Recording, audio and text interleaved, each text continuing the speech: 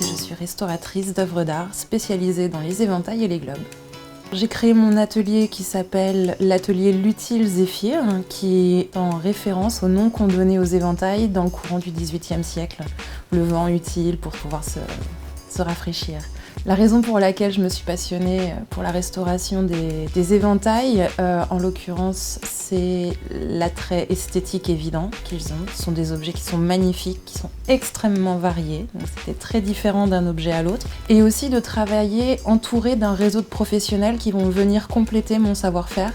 Par exemple, quand je suis amenée à restaurer des globes, je vais avoir des éléments en métal, des éléments en bois qui sortent de ma spécialité.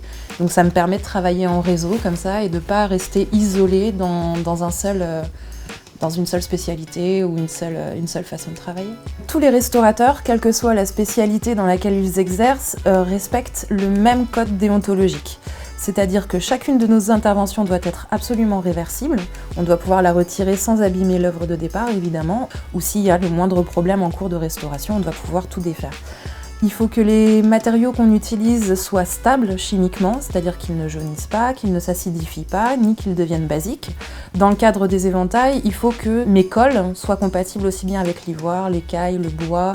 Donc la première étape de restauration, ça va être de le nettoyer de façon à retirer toutes les particules volatiles qui se sont déposées sur la feuille, mais aussi après il y aura un gommage pour retirer les particules qui sont ancrées dans le papier. Ça va me donner accès au papier, au support vraiment de la feuille, et je vais pouvoir mener des restaurations plus abouties, plus poussées, aller plus loin. La première étape de restauration d'un globe, c'est systématiquement le dévernissage. Donc je vais le retirer de façon mécanique au scalpel, quand les vernis sont suffisamment épais et craqués. Et après, je vais faire un deuxième dévernissage avec l'aide de solvant, puisque là, le vernis qui est présent sur le second globe ne se prête pas au retrait mécanique. Donc on va le faire avec des solvants. Je suis quelqu'un qui travaille vraiment toute seule dans mon atelier. J'ai donc assez peu de retours sur mon travail par mes pairs. Quand j'ai appris que j'étais lauréate, j'étais à cet endroit même, j'étais en train de restaurer un éventail, et il me l'a annoncé immédiatement au téléphone en étant très, très heureux. Là, c'était vraiment un regard extérieur. Et quelque part, ils m'ont aidé à me sentir plus légitime dans mon activité.